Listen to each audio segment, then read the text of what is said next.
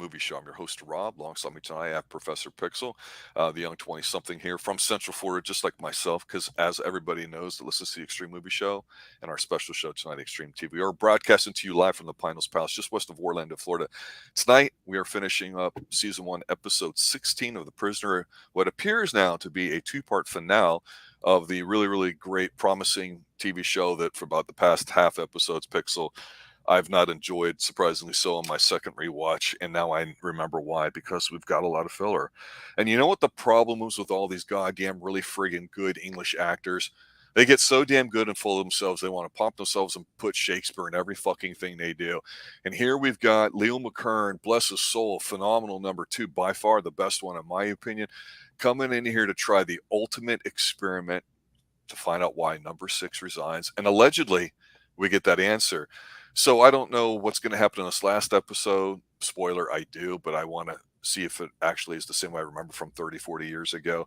But I got to tell you, Pixel, I'm glad we're back on track, but I wish this was more of an 8-episode series. I really, really do, because the ones that were really great, phenomenal. The other ones, that's great. And I love a jazzy fist fight and some bloody Koshu as much as the next guy. But this episode, aside from Leo McKern owning it, and it's supposedly be the finale, I'm getting a big uh-oh vibe from it. What's your initial take? I'm going to go ahead and say that I think we're going to be talking about more of the episode itself, because I don't think we can go scene by scene with this. No, not. I don't think so either. But I loved this number 2 as well. And to go ahead and see him return actually for his third appearance, because he was like a blip on a screen in one of the former episodes. But when he is back, there is an element that there's just a lot of intrigue behind it. And I feel like a lot of it is muddled by unintelligible blabbing at each other, just yelling. But it is interesting how they're going through pardon me, how they're going through this room, as it were, to go ahead and break number 6. And number 2 seems to push himself a little too far. He does, and I will say this, and kind of set the stage. The Prisoner basically is about free will and fascism, and how you deal with these and certain themes, how they're presented, and the idea of being locked in a village, whatever your prison is. What do you do to do you succumb to it? Do you believe it takes a village to raise somebody? Do you believe in absolute freedom from all the way to the anarchist edge? When the Prisoner's exploring these ideas, and we see that from the individual and how we interfaces with society, it's a brilliant show. It's phenomenal. When we don't, it's at best a goofy 60s spy show, and I hate to reduce it down to that, because like I say, some of the episodes were not very good. In here, this would be a theater actor's wet dream, no matter how they identify at the current time, because like I say, that's bringing Shakespeare in. And the whole idea of regression therapy, that's what's used in here, is we see the stress on number 2 immediately talking to his superiors, which we can only assume are number 1 and or others that may be involved on both sides, as has been pointed out. He wants to go ahead and get the permission to do it. And I do like his ownership when he says, I told you it would have to be this way. Either get me or somebody else to do it. I'm a good man and I can get the job done. You feel the stress on him immediately. We see number 6 apparently going through some of the stress too, because they're watching him, and they go through the whole mind control bit again. We've seen electroshock therapy. We've seen chemicals. We've seen this silly Indian mind transference crap. We've seen a lot of different things, right? But we've seen basically them go back to the same old time-tested thing of, well, we're just going to physically abuse him and all that too. And what's interesting here is, I told you that little bastard that we've been seeing every episode too, just an aside, the radically challenged butler, his role is now significant. And so, it's one of those things where the most important person in the workplace probably is the janitor or the secretary, because they know everything that's going on. I'm getting a vibe for that here. So we see this idea in regression therapy of, you go back to your childhood. and you find out key powerful experiences that may have affected you, and some decisions are more important than others and how they affect your behavior going forward. And we see this basically through Shakespeare and going through like the 6 or 7 stages or whatever. Seasons of Man Life by Levinson or whatever, and his stages, what men go through, is one example of how some psychologists may look at it professionally. The Shakespearean route that they choose to take here is weird, because the idea is that number 6 and number 2 are going to be locked in this room. And with this mind control stuff, number 2 is going to take the role of being the superior, and number 6 is going to be the supplicant, as it were. Now, a lot of times people want to talk about equity and about things being 50-50. And of course, that's not true. There never is that. And in a relationship of any kind, I don't mean man, woman, man, man, woman, woman. It's the idea of who's in charge here.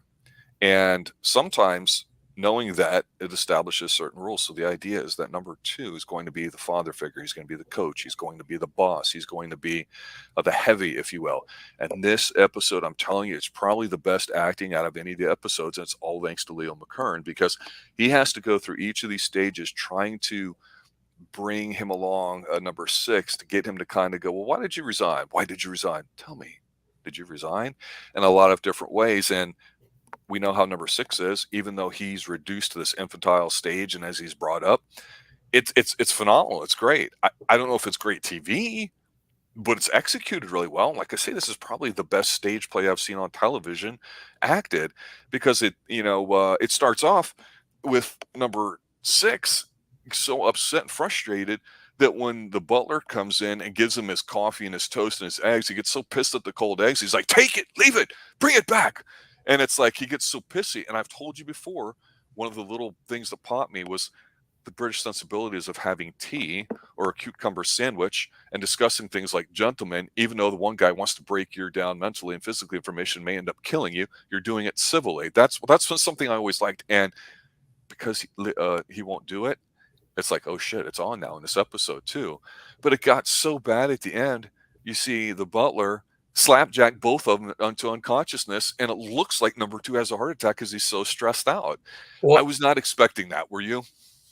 Well, I'm going to go ahead and I'm going to pull the veil, as it were, because I am taking a look at the wiki. Apparently, they're saying that McKern either suffered a nervous breakdown or a heart attack during the filming of this. I feel like you're right. There's definitely an element to this in which they are engrossed and so just hyper focused upon them that they are like going full on in. And so seeing 2's breakdown from the start to the finish, and to see number 6 on the opposite end of that, because he has to start from scratch and he grows quickly. There's a lot to appreciate about this episode. But there's also a point where you feel like it might be going a little too far. Because yes, you what you're saying about him going ahead and getting to that point, it's something that you can enjoy watching but it's also getting too far from it whenever they're just yelling at each other, trying to assert their own dominance in their relationships. But that's another matter. I want to go ahead and talk about how apparently they also, both number 2 and number 6, their actors became so engrossed in their role that they claimed that they almost achieved a near psychotic state. And I can almost understand that. It's an intense episode, and it definitely feels like what I call a prisoner episode. And the things that when I think of this show, like I say, in terms of setting, I think of the village, I think of Rover, I think of the physical limits, the people that he meets in different areas, the retired people, the young people, the women that of course he can't trust. And honestly, I think about him being lucky several times. because I'm not really seeing anything new here. I'm just seeing the stakes increased, and I get it. So being a two-part episode doesn't bug me here. But it's a bit one-notish, and in that way, I think it suffers because we're not seeing things unfold. There's not a mystery here. It seems really apparent that they're going to stretch this out into the final episode, and supposedly he number six tells number two the reason why he resigned was for quote peace of mind, which seems like a letdown. It seems like it's not a real answer because allegedly we've been led to believe that the idea that number six has information that other people would want. It kind of comes down to this, I think. We've talked a lot about the physical aspects of a prison in the form of a village and what that means. We've talked about lack of identity. Everybody's a number, not a name. Everybody's got to conform. Everybody's forced to read the state propaganda in the form of the one newspaper they have and the speakers and everything that penetrates their households that they have no control over. One of the things that you and I haven't really talked about a lot is technology. In that this show does a great job of showing, at least at the time in the late 60s, again, 50 plus years ago, what governments had already been doing for quite some time, and it's out publicly enough. We're in the middle of the Cold War in the late 60s that you could go ahead and show this on TV. There may have been limits that they were only allowed to go in terms of what could be shown on British TV, because after all, it's pretty much state-run television over there in Britain. Just kind of like how people complain about how things are in the United States with big tech and the censorship that goes on, which does happen. It's been that way in most other countries. So I don't know how far they could go here, but peace of mind, I went, really? Is six fucking with two? Because number two kind of has a funny line about halfway through where he's zapping him a little bit with some more brain stuff. He's like, I'm rather beginning to like him. He's respecting him as an individual. And that interplay back and forth, I think, is what makes the show, that relationship. So, to kind of mention that a little bit here as we talk about the ending of the episode, when you put yourself in a position of power, the other person is a supplicant, so naturally there's some resistance. And so if you think of this in terms of sales, there's an idea in sales that you would, you got to get past no's, to break down that wall. And it's a push, it's being pushy. And so some people in sales say, no, I just want to identify prospects that are willing to do business right now. That's a different relationship. It's more of a quote servant mentality. And so like in the coaching world, you might have where you can be a drill sergeant and run kids around or adults and give them structure and all that. And that's great. But then the best ones are the ones that say, well, what can I show you that would help you out? That different approach can elicit different responses. And this show just goes totally out in the totalitarian fascist method, which is true. It's what the episode's about. But because it's so intense and one note, about 15, 20 minutes in, I'm like, I hope the rest of the episode isn't this way. And also my other thought was, are they really going to go through all these stages? And unfortunately they do. Because the most interesting thing to me, like I say, is when the butler comes in and he whacks both of them with that giant slapjack of his or whatever. And then you see I'm going to call him the project manager, the really asshole looking guy that we've seen a few times with the glasses in the back, the really punchable guy that just gets on your nerves. He comes in there and he says to number two, he's like, well, we're going to need that number six's body for evidence. What do you want? And he goes, number one. And he goes, I'll show you. And so it's like, okay, what the fuck's going on here? Is number two religious to front? Because that's usually what number twos are. Usually the power brokers are behind the scenes, not in front, like we've seen with all the changing number twos. So I'm like, wow, they could have really probably crammed all this into one episode, I'm thinking, but obviously they had to need to stretch out. So what better way to do it than to go back to friggin' Shakespeare? So like I say, for me, I know we're not dealing with a bloodthirsty battle of Koshu or jazzy fist fights, which, I kind of miss, but I know it's Hey, but still. They were wearing those gloves and hitting each other around. Well, they were doing the manly sports. They were fencing, and everything too. Stuff we've seen before, right? Yes. But I actually, that was a scene that I really enjoyed as well. Whenever he had the end of that, the end of his foil, as it were, they lost its rounded edge, and it was now this it was a weapon. It would have gone ahead and killed number two right there. And he says, "Do it, do it. Go ahead and end me." But yeah, no, it's got.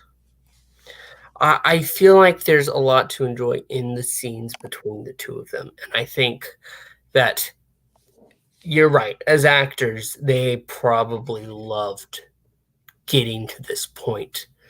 Um, but you're right. The end, as it were, is the most interesting part.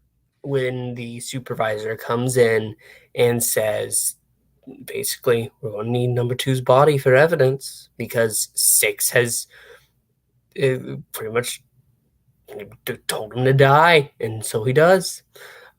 And now number six is going to meet number one. And this is pretty much the end of it all. Let me ask you this.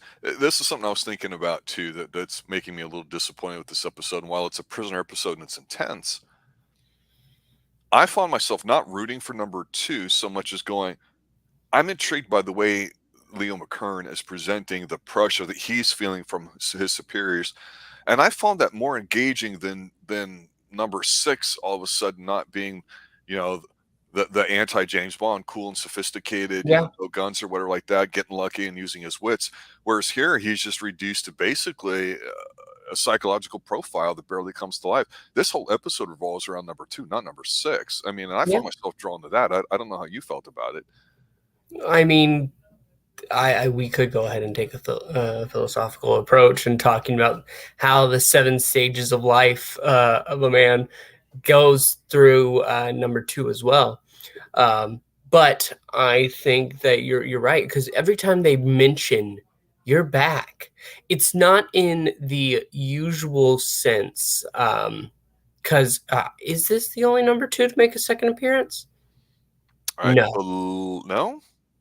I think there's one more that did have two episodes. It would have been early on, and it was Yeah, before the lady but showed up as number two. but Yeah. but for this number two, I mean, he was truly the standout number two at the beginning, and now he brings it to a close at the end. He's back. He doesn't want to be, but he's going to try to break him again. To get that done, it takes a toll on him that goes too far. He pays the ultimate price. Yeah, and it ultimately doesn't work. It is still number six prevails, and it is kind of sad because you don't want to see number two die at this point. He has his own pressures. We don't know exactly what they are, but we know that he's not doing this just because he wants to. He's not the big bad of this series, and I think we're going to have to wait and see next week if it ends well. But I loved something mattering at the end of the episode. Yeah, I know.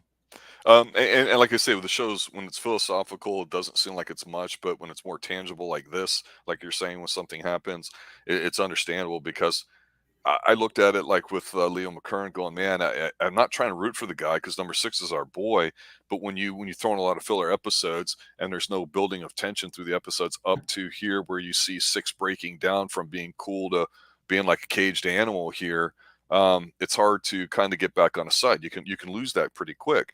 And when Leo McKern comes back, I immediately thought like you did. I was like, oh yeah, we're getting a good one now because he's so damn good at it. And when you're too good at your job, and you start winning people over, that's not the right way because he's supposed to be a heat magnet. He's not supposed to be the guy that we go, hey, you're okay that you're my boss. I understand that you've got your own stuff and the shit rolls downhill, and so I'm the one that's going to get it. But it's we had covered Chernobyl a couple years ago here on the Xtreme Movie Show, and while it probably wasn't really that realistic in terms of how Chernobyl lost its core and blew up or whatever specifically, what was really interesting is the way they communicated how shit rolls down in the communist sense of mind and how people, made absolutely sure they hot potatoed it to the next person in front of other people so they know they weren't going to be the ones to get the beat down from the state and get shot to death or whatever. Rule number one, cover your ass, And unfortunately, number two is so damn good. We're like, well, shit, now what? Now what are we left with? some lesser number 2 in this next episode, a number 1 that was a number 2 before, some other surprise. I don't know, but an interesting episode, an intense one, a prisoner episode finally after several that were not. So hopefully they keep the momentum up in the next episode, because I tell you, when we talk about the last episode next week, it'll be more of just kind of reviewing the entire whole show itself and what we liked, didn't like, how it worked, how it didn't, what are some things that might be similar and parallel to the story for it too, because it is, to me, one of the more intense shows because of how great some of the individual episodes are. But this one here, like I say, it's a glorified theater show. That's not a bad thing, especially if you're in the theater. Final thoughts there, Professor Pixel.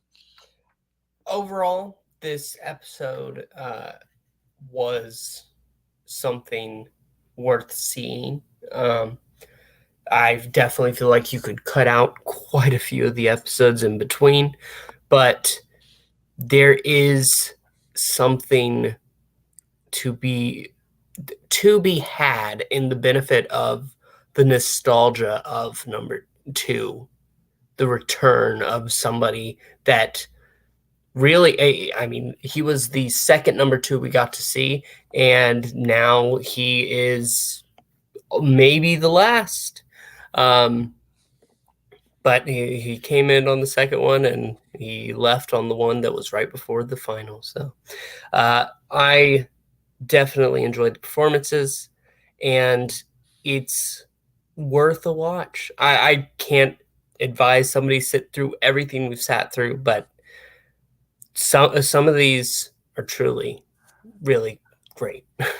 It's like one of those episodes that you go, I don't really care necessarily about the character per se, but like if I were an actor or theater guy, I'd put this on and say, I'm gonna try to act like number 2 in this episode here from early on. Try to capture his energy level, his intensity, the way he's changing from, yelling at the guy to going, what are you doing, number 2, and pointing at the screen and all that. You've got to sell that. You got to bring it, and not everybody's capable of doing that. So Yeah.